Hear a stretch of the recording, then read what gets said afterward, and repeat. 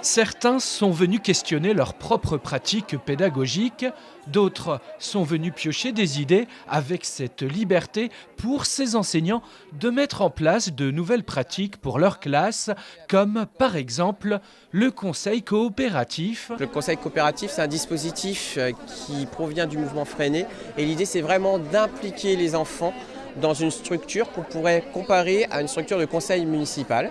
C'est-à-dire que c'est un conseil d'enfants où les enfants ont vraiment une liberté d'expression. C'est un lieu où ils vont pouvoir gérer leurs conflits, mais aussi gérer des félicitations entre eux. C'est un organe de valorisation aussi de ce qui va se passer dans la classe, dans la vie de la classe.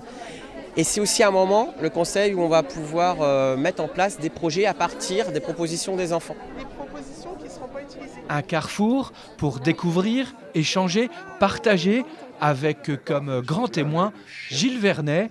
Il a précipité une génération dans les écrans qui n'y était pas. Conférencier, écrivain, réalisateur, mais aussi enseignant, il prône l'importance de la méditation à l'école, tout comme les débats philosophiques pour les plus jeunes, ainsi que la déconnexion heureuse. Qui donne en somme une âme à la tablette. Mais il y a une chose qui est claire pour moi, si on doit en revenir aux écrans, qui sont un véritable enjeu parce que ça impacte notre pratique à tous enseignants.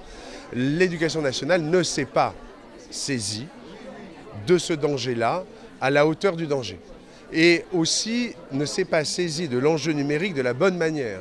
C'est-à-dire que si on apprenait aux enfants à coder, à aller chercher des ressources intelligentes sur Internet, des documentaires passionnants ou des jeux intéressants, et il y en a qui sont beaucoup plus intéressants que d'autres, si on guidait les enfants vers les bons usages, on leur ferait beaucoup de bien.